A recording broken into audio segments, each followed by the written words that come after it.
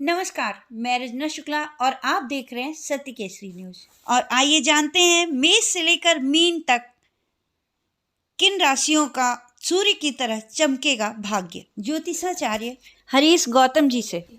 जय श्री राम। मैं पंडित हरीश गौतम ज्योतिषाचार्य करनाल से। मैं आपका सभी का हार्दिक अभिनंदन करता हूं। जैसे कि आप मेरे डेली पंचांग के अनुसार ज्योतिष के बारे में आप लोगों को मैं टैली करता हूं। और आज मैं कुछ आपको अनुभव बताऊंगा, जरा आप ध्यान से सुने।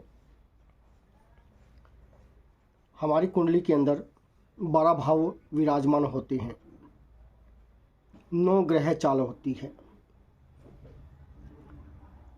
उनका डेली का क्या नियम होता है कि वो स्टेप बाय स्टेप किसी भी राशि के ऊपर आ जाते हैं।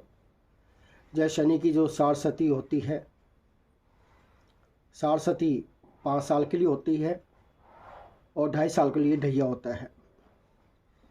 किसी भी राशि के जो चक्रव्यूह के अंदर कोई भी ग्रह चला आ जाती है तो उसके अलग अलग प्रकार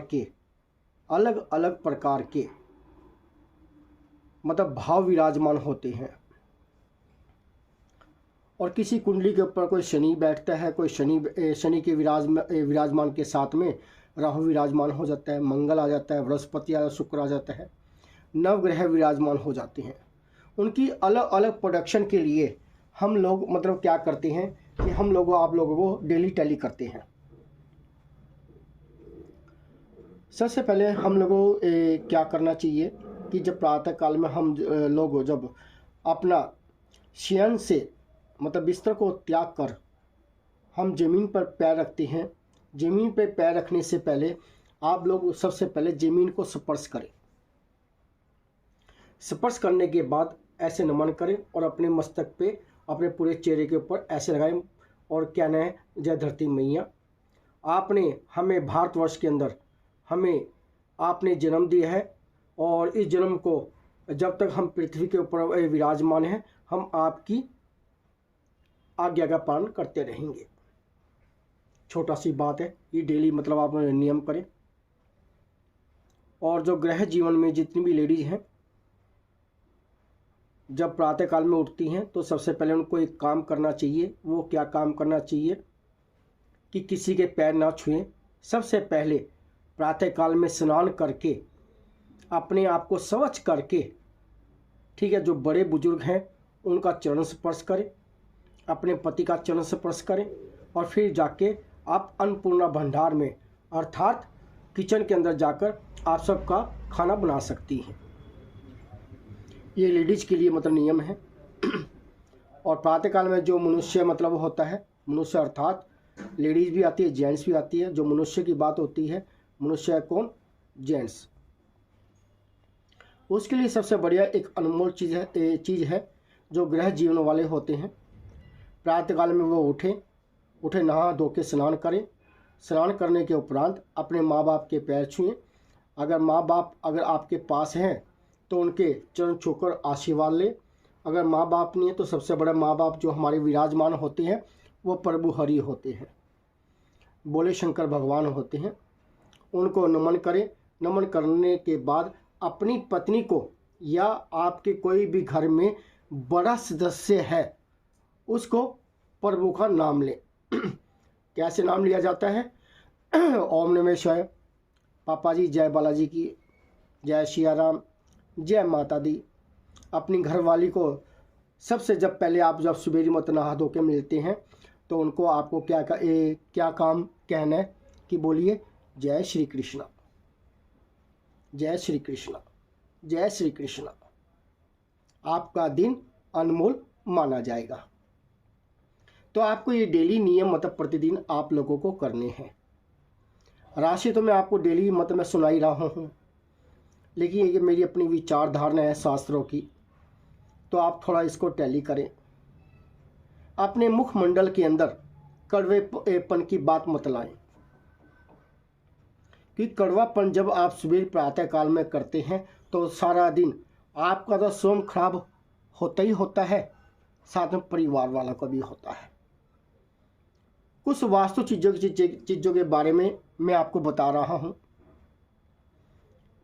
कभी भी जो मेन एंट्री गेट होता है आप लोगों का, कभी बंद मत करें। उसको कम से कम प्रातः काल में खोल लें आप उसको। चाहे जाली का दरवाज़ा लगा हो उसको बंद कर रखें, कोई प्रॉब्लम वाली बात नहीं है।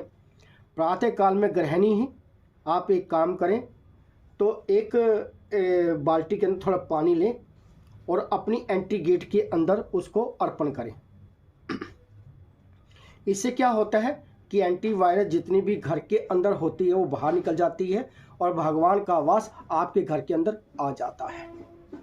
कभी एंट्री गेट को कभी बंद मत करें।